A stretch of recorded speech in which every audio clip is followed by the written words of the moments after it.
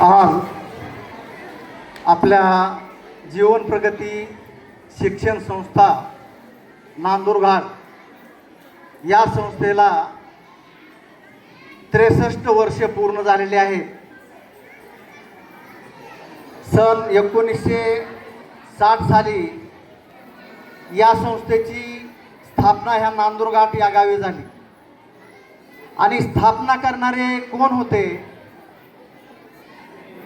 की काही अशिक्षित लोक होते, काही व्यापारी होते, काही शेतकरी होते, काही उद्योगपती होते.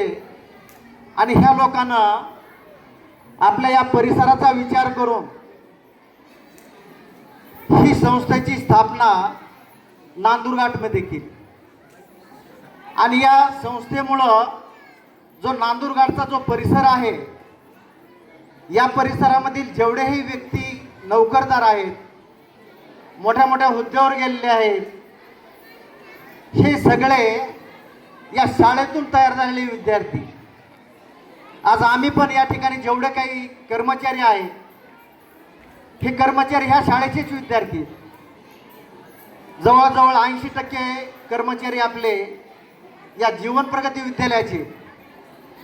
आणि भरपूर काही ज्ञानदानाचं काम हे या संस्थेने देण्याचं काम केलंय निस्वार्थीपणे. कसलाही स्वार्थ नसताना ह्या संचालक मंडळानं स्वतःला आर्थिक झळ लावून, मग त्यांचा उद्देश काय होता हे आपल्याला आत्ता कळत आहे. कारण त्या काळामध्ये इतर लोकांना ह्याच्याविषयी काही महत्त्व नव्हतं.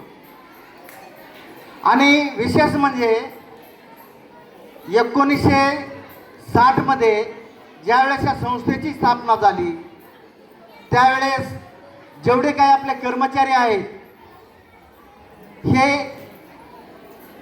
एकाचाही त्या ठिकाणी जन्म झालेला नव्हता. म्हणजे आपल्याला कळत नाही ती संस्था कधी झाली, काय झाली. आणि ह्या लोकांनी एक छोटासा रोग लावण्याचं काम त्या ठिकाणी केलं. आणि ह्या रोपाची जोपासना करीत करीत पाणी घालत आज त्याचा वटवृक्ष झालेला आहे. आणि या वटवृक्षाची देखभाल ही आपल्यावर आलेली. आपण सुद्धा त्यांनी ज्या प्रमाणात त्याला जोपासलंय, त्याच प्रमाणात जोपासण्याचं काम इमाने इतबारे करायचंय. कारण ती लोकच इमानदार होती, तसं आपण सुद्धा इमानदारीने हे काम पूर्ण करायचंय. आपण झालो तर इथून आपल्याला जे ज्ञान मिळालंय आणि ज्या ज्ञानाच्या जोरावर आपण या ठिकाणी दुसऱ्याला ज्ञान देण्याचं काम करतो, हे आपल्या संस्थेचंच काम आहे.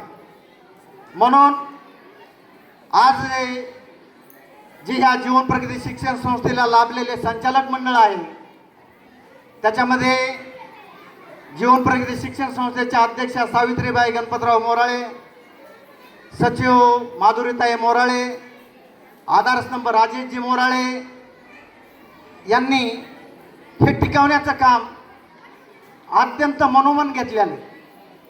कोणत्याच गोष्टीची या ठिकाणी आपल्याला कमतरता नाही. चाहे तो आर्थिक बाब असो, शैक्षणिक उपक्रम असो, त्याच्यानंतर भौतिक सुविधा असो, माझ्या अनुभवानं मला आजपर्यंत कसलाही त्यांचं उणीव दिसलेलं नाही. उत्स्फूर्त असा प्रतिसाद त्यांचा माझ्या पाठीमागे आहे. म्हणून आपण सुद्धा त्या उत्स्फूर्तपणे या ठिकाणी आपण काम करतो. म्हणून आज या जीवन प्रगती शिक्षण संस्थेच्या वाढदिवसानिमित्त मी सगळ्यांना मुख्याध्यापक या नात्यानं सगळ्यांना या वाढदिवसाच्या हार्दिक शुभेच्छा देतो आणि 2 शब्द संपवतो.